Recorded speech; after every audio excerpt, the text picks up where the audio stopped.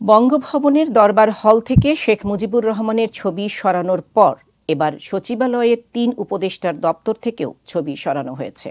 সোমবার সচিবালয়ে স্থানীয় সরকার, পল্লী উন্নয়ন ও সমবায় মন্ত্রণালয়ের দায়িত্বভার গ্রহণ করতে যান উপদেষ্টা আসিফ মাহমুদ সজীব ভূঁইয়া।